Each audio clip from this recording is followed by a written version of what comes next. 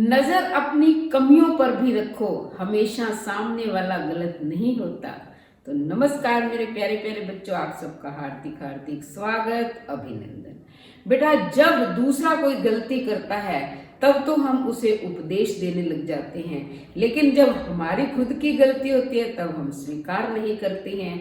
तो हमें हमेशा सत्य के मार्ग पर चलना चाहिए। अगर हमारी गलती है उसे स्वीकार करना चाहिए, अगर दूसरे की गलती है तो उसे भी समझाने की कोशिश करनी चाहिए। लेकिन हम खुद तो गलतियां करते रहते हैं, अधर्म के मार्ग पर चलते हैं, और जब हम पर मुसीबत आती है तब हम दूसरों को धर्म का उपदेश देने लग जाते हैं। तो ऐसी मैं आपको एक कहानी सुना रही हूँ। महाभारत का युद्ध चल रहा था, तब जो है कर्ण को दुर्योधन ने जिम्मेदारी दी थी, यानी कि उसे सेनापति बनाया था। तो कर्ण आपको पता बहुत महान योद्धा था, उसके सामने पांडवों की सेना टिक नहीं पा रही थी। वो धड़ाधड़ युद्ध में जो है अपने वालों की वर्षा किए जा रहा था। अब मान लो कर्ण का दुर्भाग्य कहे या परशुराम का श्राप, अचानक कर्ण का रथ जो है वो कीचड़ में धंस गया।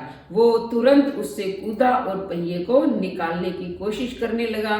तब भगवान कृष्ण ने अर्जुन से कहा कि तुम इस पर फटाफट वानों की वर्षा शुरू कर दो।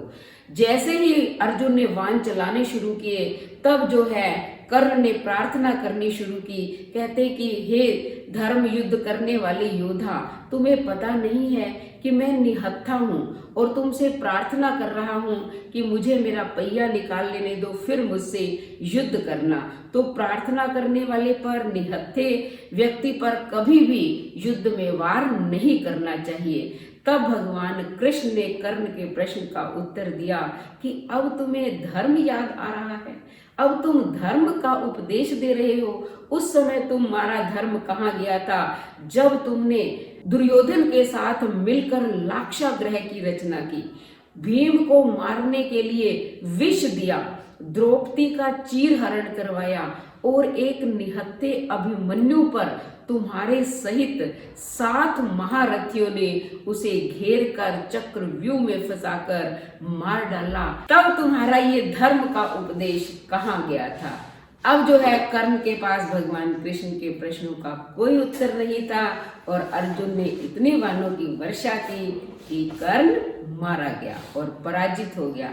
तो बेटा, धर्म का उपदेश जो है वो सबसे पहले स्वयं को देना चाहिए, उसके बाद में दूसरों। तो कैसी लगी कहानी? कहानी अगर अच्छी लगी तो चैनल को सब्सक्राइब करें, लाइक और शेयर करें, कमेंट करें और बेल आइकन के बटन को दबाएं ताकि अगली कहानी का नोटिफिकेशन सबसे पहले आपको मिले। धन्यवाद।